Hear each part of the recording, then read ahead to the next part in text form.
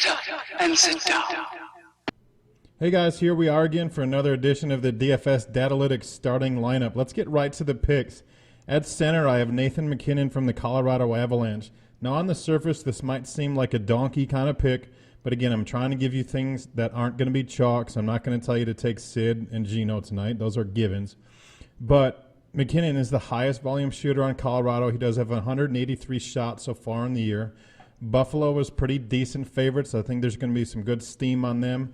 But what I really like about MacKinnon is Buffalo is 23rd in the league in 5-on-5 Corsi allowed per 60 at home. And we know that Colorado's a pretty abysmal possession team. But what I've started looking at in our projections is individuals' home and road splits for Corsi 4. And if we put MacKinnon in Buffalo tonight, he does actually project inside the highest 5 centers on the slate for pace. So I really like the idea of taking MacKinnon tonight. You're going to get him really cheap, especially on DraftKings at just $5,800. You can probably bet that Ryan O'Reilly's probably going to be on this line most of the time they can get him out.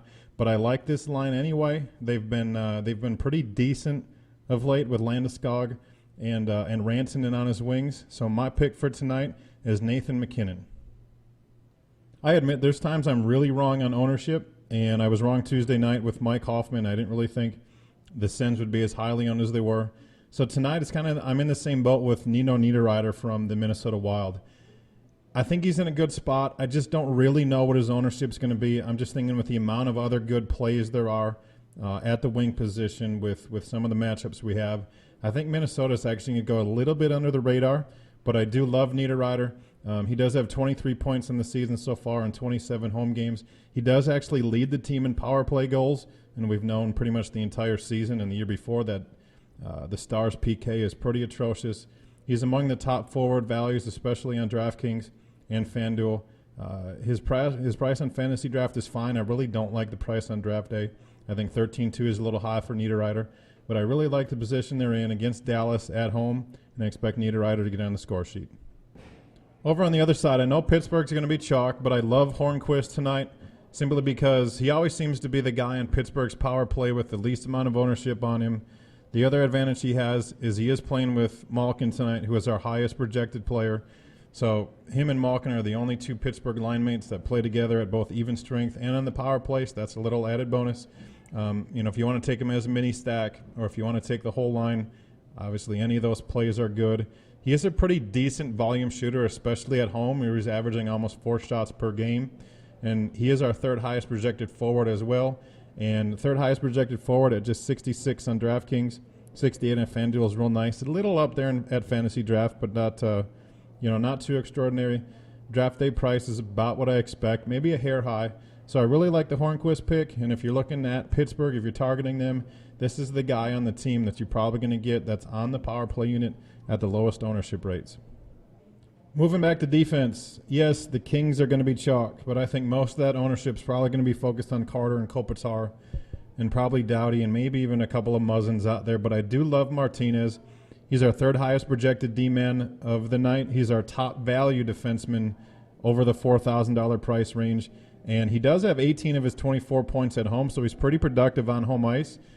He does also have the highest shot and block shot volume on the entire team. So he's got a really nice floor, even though I don't expect the Coyotes to get too many shots on him. But I'll give you this little tip, too. The Kings are coming off the bye week, and they're probably going to have pretty decent ownership. And if you've been paying attention the last couple of weeks, you know that teams coming off the bye week have done really, really poorly in their first game back. So just sort of file that away maybe for tonight and towards the down the road for the rest of the year. But Martinez is a really nice play for me on defense. On the other side for defense, let's go with Jacob Trouba from the Winnipeg Jets. I'm not a huge fan of where his salary is on DraftKings, but I really like where it is on FanDuel. $4,800 for a guy with Trouba's ability is very, very low. He's our 7th highest projected D-man of the night, again playing at Pittsburgh. So there's probably going to be pretty good shot volume towards him. He does have 22 shots and block shots over the last 4 games. And since he's returned from his holdout, and he's in the fold, at least for this year for the Jets, his ice time has increased lately. He's seen 24-plus minutes in 8 of his last 9 games. And although he doesn't get the power play time that you'd like because of Bufflin on the first unit, he does play both the power play and the penalty kill. And of course, the advantage of being on the PK is you do get you get a chance to block a shot or two while you're there. But I like Trouba. You're probably going to get him at almost next to no ownership, and especially at FanDuel with his price, even if he doesn't get on the score sheet, he probably have a couple shots, probably have a couple block shots, and he might pay off value for you. So I do like Trouba in the spot that he's in against the Penguins. All right, back in net. If you want to stop the video now and not listen to the goalie play, I don't blame you. I'm trying to pick non-chalk goalies, or at least goalies I think won't be chalk, and I'm 0 for 4 on the video so far. So tonight I'm jinxing Jake Allen for you. If you want to find a reason not to play him, St. Louis is playing back-to-back, and that's about the best I have. But if we look at Allen's numbers, even as much as he's struggled on the year and the Blues have not played well and fired their coach, he is 13-6-2 at home. He does have a 2.47 goals allowed, which isn't bad. But since Mike Yo's taken over, the Blues are 6-1, and they've allowed just 8 goals. So Allen's, of course, his last couple starts have been really good.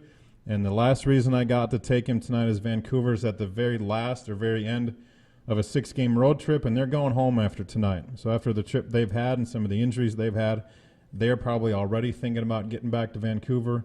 So I really do like Jake Allen tonight. I think he's pretty much a steal on FanDuel. They're all about the same. DraftKings, I love his price on draft day. So Jake Allen is my guy. I'm trying not to jinx him tonight, so good luck with him. That'll do it for tonight's picks. Take a look at us at dfsdatalytics.com.